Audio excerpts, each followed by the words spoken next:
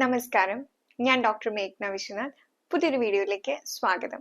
ഇന്നത്തെ വീഡിയോയിൽ നമ്മൾ ചർച്ച ചെയ്യാൻ പോകുന്നത് മുടി കൊഴിച്ചിൽ തടയാനും അതുപോലെ തന്നെ മുടി കട്ടി കുറഞ്ഞു പോകുക, നെറ്റി കയറി പോവുക, ഇങ്ങനെയുള്ള ബുദ്ധിമുട്ടൊക്കെ എല്ലാ പ്രായക്കാർക്കും അനുഭവപ്പെടുന്നതാണ്. അപ്പൊ ഇതൊക്കെ മറികടക്കാനുള്ള വളരെ സിമ്പിൾ ആയിട്ടുള്ള ഒരു ഹോം റെമഡീനെ കുറിച്ചാണ് ഇന്നത്തെ വീഡിയോയിൽ നമ്മൾ ഉള്ളിനീര്, അണിയൻ ജ്യൂസ് ഇതെങ്ങനെയാണ് നമ്മുടെ മുടി കൊഴിച്ചിൽ തടയാനായിട്ട് സഹായിക്കുന്നത് എന്നുള്ളതിനെ കുറിച്ച് നമുക്ക് നോക്കാം.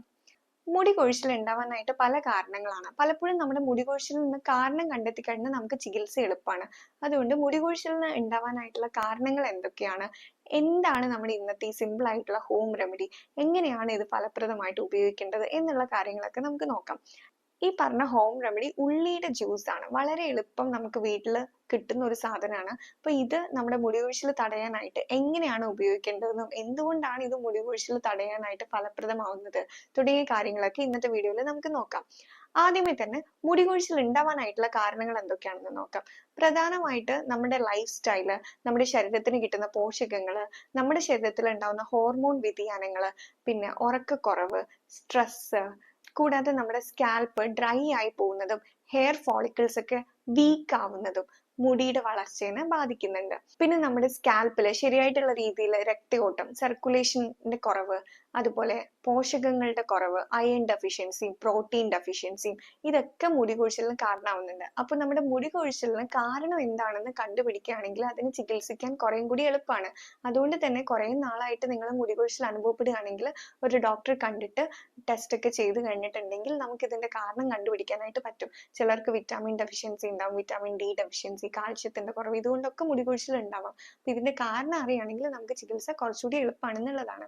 അതുപോലെ തന്നെ നമ്മുടെ ജീവിതശൈലിയും നമ്മുടെ ഭക്ഷണ രീതിയും എല്ലാം പ്രധാനമാണ്. പല ആളുകളും ഹെയർ കെയർ ചെയ്യുന്നുണ്ടാവും, പക്ഷെ ഉറക്കത്തിന്റെ കാര്യം വരുമ്പം വൈകിയായിരിക്കും ഉറങ്ങുന്നത്, ശരിയായിട്ടുള്ള അളവിൽ ഉറക്കം കിട്ടുന്നുണ്ടാവില്ല, വളരെ സ്ട്രെസ്ഡ് ആയിട്ടായിരിക്കും നിൽക്കുന്നത്. അപ്പൊ ഇങ്ങനെയുള്ള സാഹചര്യങ്ങളിൽ നമ്മൾ എത്ര തന്നെ ഹെയർ കെയർ ചെയ്താലും നമ്മൾ പ്രതീക്ഷിക്കുന്ന ഒരു റിസൾട്ട് നമുക്ക് കിട്ടിക്കൊള്ളണമെന്നില്ല. കാരണം ഈ കാരണങ്ങൾ കൊണ്ട് കൂടി മുടി കൊഴിച്ചിൽ ഉണ്ടാവും എന്നുള്ളത് കൊണ്ടാണ്. ഈ കാരണങ്ങൾ കൊണ്ടൊക്കെ നമ്മുടെ ഈ സ്കാൽപ്പ് ഡ്രൈ ആയി പോവുകയും ഹെയർ ഫോളിക്കിൾസ് ഒക്കെ വീക്ക് ആവുകയും ചെയ്യും.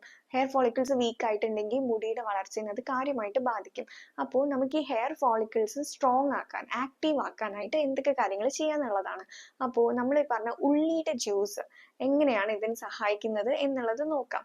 നമുക്കറിയാം ഉള്ളിയിൽ സൾഫർ അടങ്ങിയിട്ടുണ്ട്. അപ്പൊ ഈ സൾഫർ നമ്മുടെ മുടിയുടെ വളർച്ചയ്ക്ക് ആവശ്യമായിട്ടുള്ള കെരാറ്റിൻ ഉൽപ്പാദിപ്പിക്കാനായിട്ട് സഹായിക്കുന്നുണ്ട്. കൂടാതെ ഹെയർ ഫോളിക്കിൾസ് ആക്റ്റീവ് ആക്കാനും ഈ ഉള്ളിയുടെ ജ്യൂസിൽ നിന്നുള്ള സൾഫർ സഹായിക്കുന്നുണ്ട്.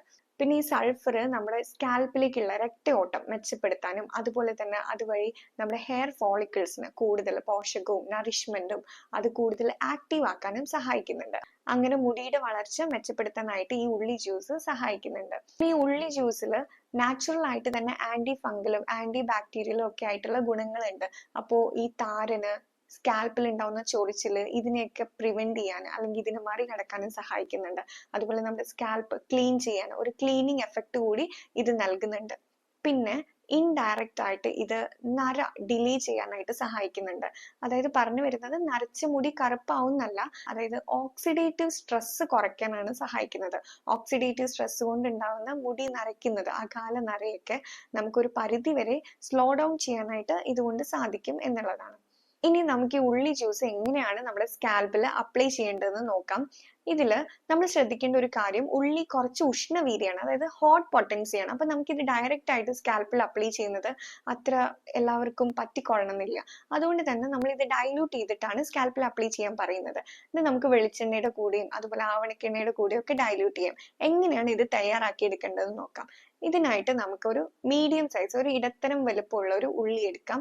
അത് നന്നായിട്ട് കഴുകി വൃത്തിയാക്കി അതിന്റെ തൊലിയൊക്കെ കളഞ്ഞ് നന്നായിട്ട് കട്ട് ചെയ്തിട്ട് സ്ട്രെയിൻ ചെയ്തിട്ട് അതിന്റെ നീരെടുക്കാം. ഇത് നമ്മൾ എല്ലാ ദിവസവും ഫ്രഷ് ആയിട്ട് അതിന്റെ ജ്യൂസ് എടുക്കുകയാണ് നല്ലത്. ഫ്രിഡ്ജിൽ വെച്ചിരുന്നിട്ട് ഉപയോഗിക്കരുത്.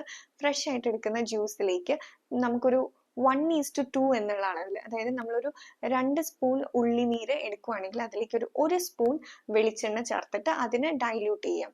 ഇനി നമുക്ക് വെളിച്ചെണ്ണയ്ക്ക് പകരം നന്നായിട്ട് മുടി തിന്നിങ് അല്ലെങ്കിൽ ഹെയർ ഗ്രോത്ത് വളരെ സ്ലോ ആണെങ്കിൽ നമുക്ക് ആവണക്കെണ്ണയും ഇതിലേക്ക് ചേർക്കാം. അപ്പൊ നമ്മൾ ഉള്ളി ജ്യൂസിലേക്ക് 1:1 എന്നുള്ള അളവിൽ നമുക്ക് തുല്യ അളവിൽ ആവണക്കെണ്ണ എടുത്തിട്ട് ചേർത്ത് ഡൈല്യൂട്ട് ചെയ്തിട്ട് സ്കാൽപ്പിൽ അപ്ലൈ ചെയ്യാനായിട്ട് ഉപയോഗിക്കാം. കൂടുതലായിട്ട് സെൻസിറ്റീവ് സ്കിൻ ഉള്ളവർ, അല്ലെങ്കിൽ ശരീരം പൊതുവെ ചൂട് ഭയങ്കരമായിട്ട് വയർക്കുന്ന ആൾക്കാർ, ഭയങ്കര ചൂട് അനുഭവിക്കുന്ന ആളുകളൊക്കെ ആണെങ്കിൽ ഈ പറഞ്ഞ ആവണക്കെണ്ണയ്ക്കും വെളിച്ചെണ്ണയ്ക്കും പകരം അലോവേറ, കറ്റാർവാഴ നമുക്ക് തുല്യ അളവിൽ ചേർക്കാവുന്നതാണ്. ഉള്ളി ജ്യൂസിലേക്ക് നമുക്ക് കറ്റാർവാഴ ചേർത്തിട്ട് നമ്മുടെ സ്കാൽപ്പിൽ മസാജ് ചെയ്യാവുന്നതാണ്. ഇനി ഇതെങ്ങനെയാണ് ചെയ്യേണ്ടതെന്ന് പറയാം. നമ്മുടെ മുടി നമ്മൾ പാർട്ടീഷൻ ചെയ്തെടുത്തിട്ട് നമ്മുടെ സ്കാൽപ്പിലേക്ക് ഈ ഉള്ളി ജ്യൂസ് അപ്ലൈ ചെയ്യണം. പ്രത്യേകം ശ്രദ്ധിക്കണം, നമ്മൾ മുടിയിലല്ല അപ്ലൈ ചെയ്യുന്നത്, നമ്മുടെ തലയോട്ടിയിൽ തന്നെയാണ് സ്കാൽപ്പിൽ അപ്ലൈ ചെയ്യണം. ഒരു 2-3 മിനിറ്റ് നമ്മൾ ജെന്റിൽ ആയിട്ട് മസാജ് ചെയ്യണം. ജെന്റിൽ എന്ന് പറഞ്ഞിട്ട് വളരെ ശക്തിയിലൊന്നും മസാജ് ചെയ്യരുത്, വളരെ ജെന്റിൽ ആയിട്ട് നമ്മൾ മസാജ് ചെയ്ത് കൊടുക്കുക. ഇത് ലോക്കലായിട്ട് അതിന്റെ സർക്കുലേഷനും ഒക്കെ മെച്ചപ്പെടുത്താനായിട്ട് സഹായിക്കുന്നതായിരിക്കും. അത് കഴിഞ്ഞിട്ട് ആദ്യത്തെ ദിവസം നമ്മൾ ഒരു 10 മിനിറ്റ് മാത്രം ഇത് തലയിൽ വെച്ചിരുന്നാൽ മതി. അതിനുശേഷം വളരെ മൈൽഡ് ആയിട്ടുള്ള ഏതെങ്കിലും ഒരു ഹെർബൽ ഷാംപൂ അല്ലെങ്കിൽ എന്തെങ്കിലും താളി ഉപയോഗിച്ചിട്ട് ഇത് വാഷ് ചെയ്ത് കളയാവുന്നതാണ്.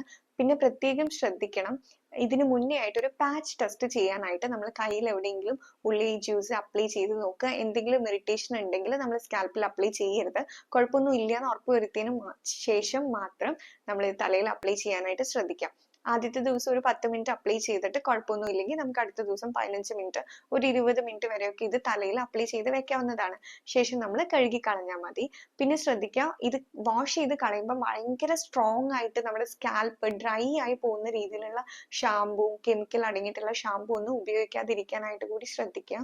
ഇനി ഇത് ഉപയോഗിച്ച് കൂടാൻ പറ്റാത്ത ആളുകളുണ്ട്, അതായത് വളരെ അലർജിക് ആയിട്ട് ഉള്ളി എന്തെങ്കിലും അലർജിയോ ചൊറിച്ചിലോ ഒക്കെ ഉള്ള ആളുകൾ, അതായത് ഉള്ളി സ്കിന്നിലായിട്ട് കോണ്ടാക്ട് ആകുമ്പോൾ എന്തെങ്കിലും അലർജിയും ചൊറിച്ചിലും ഒക്കെ അനുഭവപ്പെടുന്ന ആളുകൾ ഉപയോഗിക്കേണ്ട. പിന്നെ എക്സീമ പോലുള്ള അസുഖങ്ങൾ ഉള്ളവര്, അല്ലെങ്കിൽ സ്കാൽപ്പിൽ എന്തെങ്കിലും മുറിവുകൾ ഉള്ളവരൊന്നും ഇത് ഉപയോഗിക്കേണ്ട ആവശ്യമില്ല. ബാക്കി എല്ലാവരും പാച്ച് ടെസ്റ്റ് ചെയ്തതിന് ശേഷം മാത്രം ഉപയോഗിക്കാനായിട്ട് ശ്രദ്ധിക്കുക. പിന്നെ നമ്മൾ മനസ്സിലാക്കേണ്ട ഒരു കാര്യമാണ്, മുടിയുടെ വളർച്ച അത് നമുക്കൊരു 2 ദിവസം കൊണ്ട് ഉണ്ടാവില്ല. ഒരു 6-8 ആഴ്ചയെങ്കിലും എടുക്കും നമുക്ക് മുടി വളർന്നു വരാനായിട്ട്. അപ്പം നമുക്കൊരു മാജിക്കൽ റിസൾട്ട് ഒരു 2 ദിവസം കൊണ്ടൊന്നും ആരും പ്രതീക്ഷിക്കരുത്, സമയം എടുക്കും എന്നുള്ള കാര്യം കൂടി മനസ്സിലാക്കുക.